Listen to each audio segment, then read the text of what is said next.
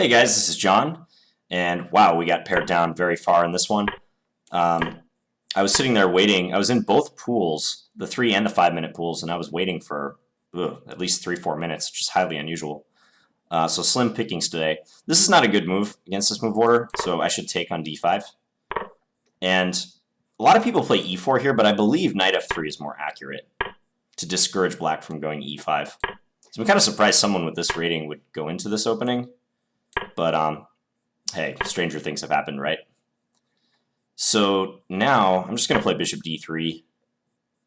So the whole reason for those who are maybe new to chess watching this channel or are just wondering about knight f6, the whole reason that's not a good idea, I'm just going to take this pawn, by the way, is that you want to be able to take back with a pawn on the on d5, should white capture on move 3.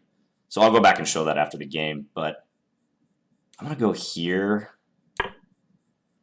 But yeah, knight f6 does not allow him to recapture with a pawn, is his big dilemma. Okay, now I can do some stuff like knight d5. Is knight d5 good? Or should I take on f6 first? Let's just go knight d5. I think it's just strong.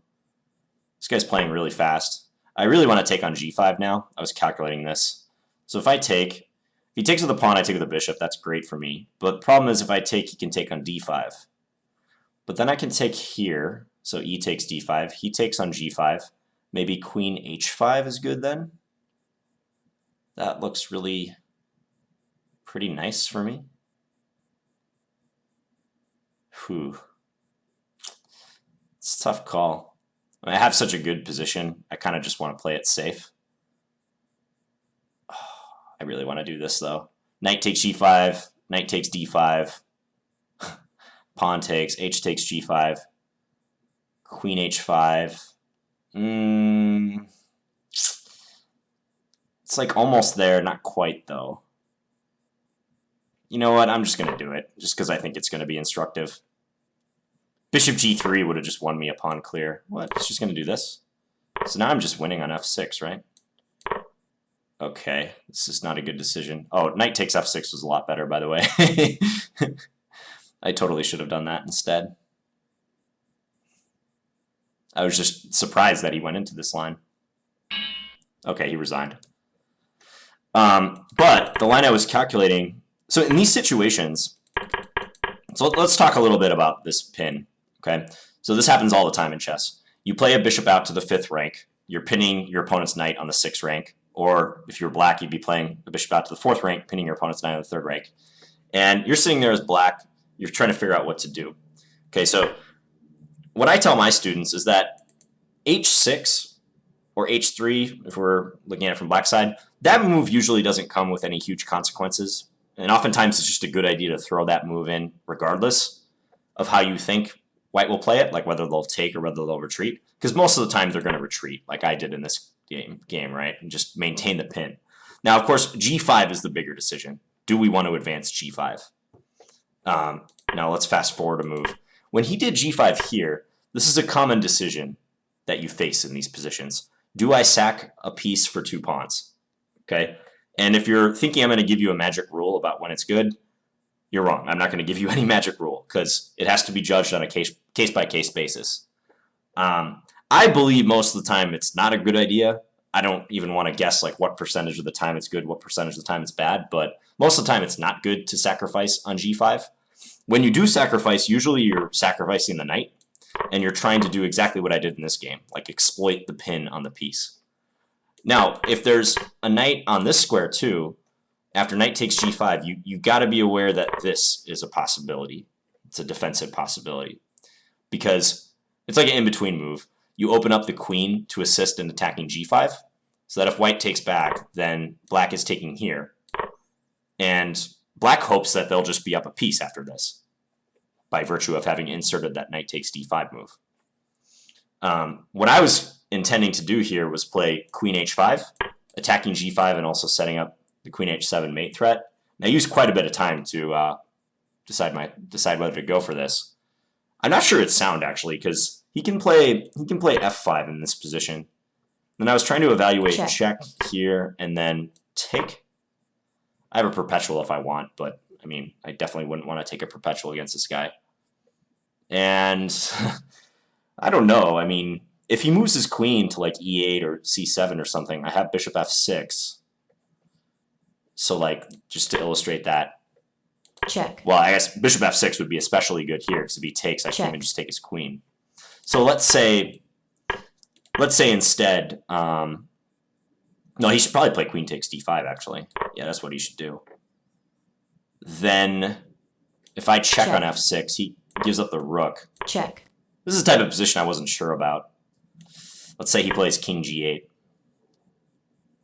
I mean, material-wise, I'm actually not doing too bad. But he's got the minors. I'm guessing white's still better here because it looks like I have some initiative. Maybe I can just take this pawn, or maybe I play rook d1 first. So I'm guessing I'm doing quite well here still, but I spent some time trying to figure that out. He could also perhaps play f6 doesn't work. He could play e4. What's up with e4? That might just be an inferior version though. Take f5. Take here again, or check first and then take on g5. So I'm curious, like, if this knight takes g5 move is justified. It's pretty unusual to make this move out of a d4 opening. As most of you guys know, this usually happens out of e4, e5 openings much more often. In fact, there's a really awesome game by Chigorin, Mikhail Chigorin, that I'll post in the comments because it's very applicable to this type of situation. It illustrates the idea of sacrificing. I think Chigorin did it on g4 in the game I'm thinking of. But anyways, let's check the engine and see what it says about this. Yeah, so it approves of knight takes g5. And if knight takes d5, take. Okay, let's say take, and queen h5. Yeah, so it does say this is essentially decisive for white. f5, check here. Wants me to give one more check. Check. Here. And now take on c6. Okay, so that introduces the threat of bishop c4.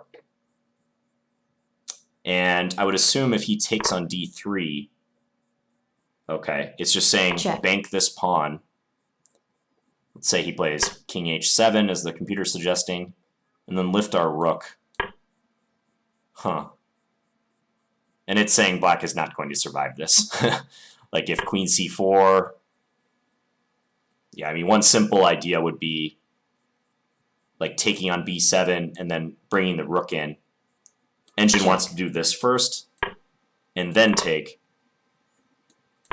So I would assume, okay, it finds like a forced mate.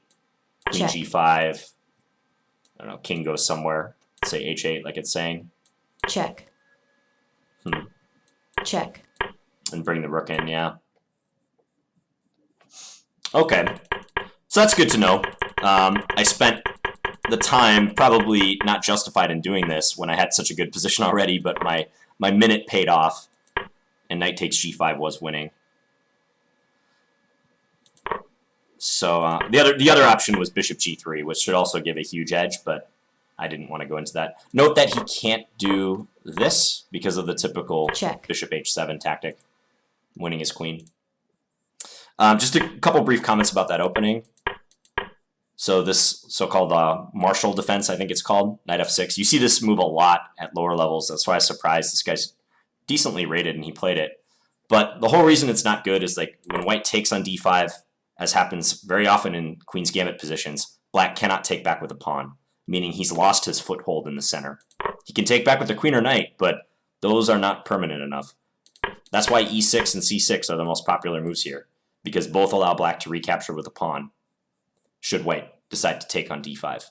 You want that solid foundation in the center. You want a pawn bedrock, not a knight that can be easily kicked away as soon as I organize e4. And I mentioned that knight f3, I think this is the most accurate move here.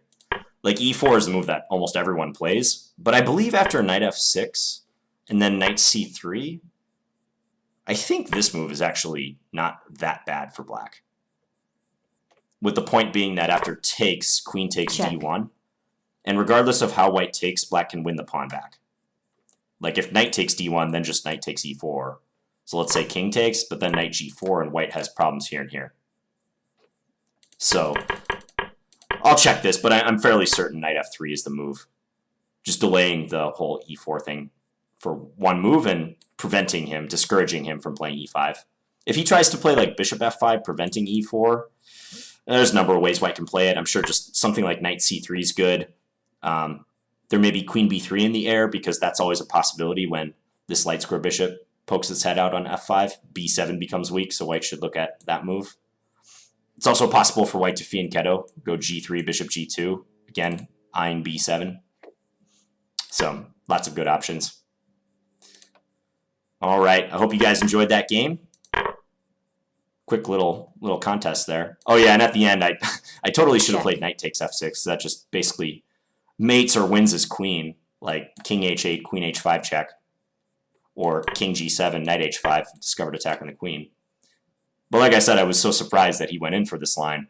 Check. That I just instantly took with the bishop, and he resigned. But yeah, he could have played something like knight e7 or bishop e7 to try to struggle on for a few more moves.